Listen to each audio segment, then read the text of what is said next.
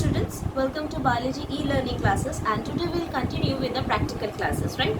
In my last segment of the practical classes, I have given you a photograph of the of various plants of xerophytic adaptations, right?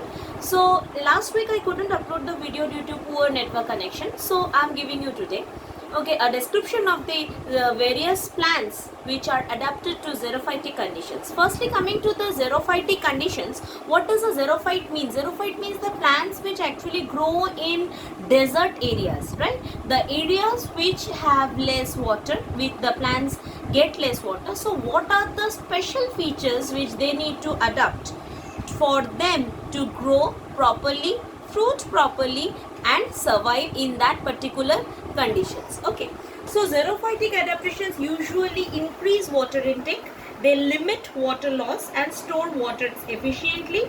Usually the water intake adaptations include the deep or widespread roots and high salt content to increase osmosis.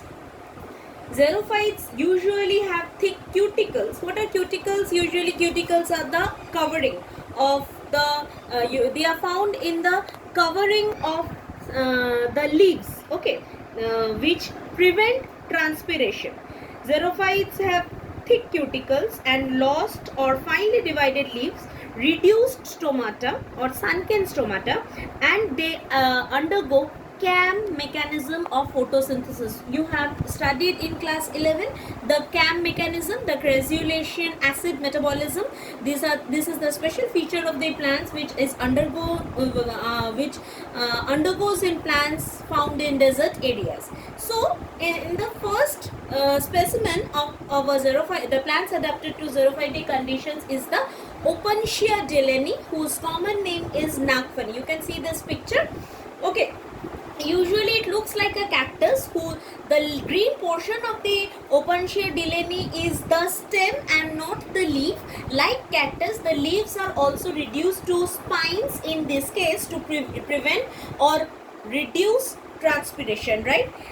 Usually the stem is quite fleshy and its stems are much branched and consist of a series of flattened fleshy segments, okay.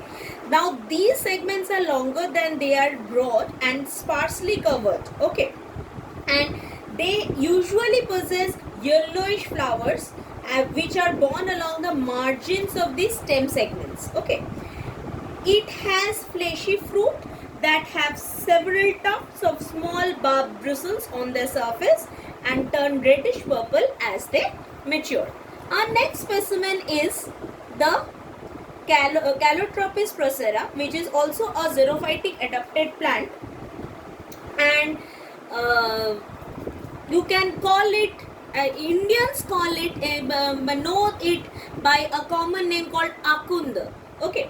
So this plant is also found in desert areas or the areas where there is very less water, okay, and it has a very deep taproot to collect water and a secondary root system with woody lateral roots that may rapidly generate into adventitious root. Adventitious root, I hope you remember from class 11 that these are roots which the roots which actually develop from the stem, okay.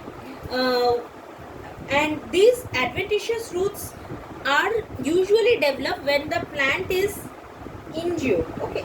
The stems are usually cooked and covered with a fissured corky bark, and the leaves of these plants are usually grayish in color, okay, and they have a succulent and a waxy appearance. So is the name Procera, okay. The term Procera actually means waxy, okay. The flowers are pentamerous, small cream or greenish white at the base and purple violet at the extremity of the lobes, okay. The fruit is a very fleshy and inflated one, okay.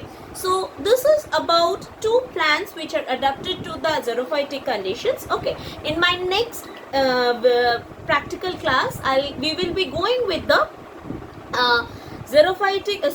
hydrophytic adaptations of various plants. Thank you.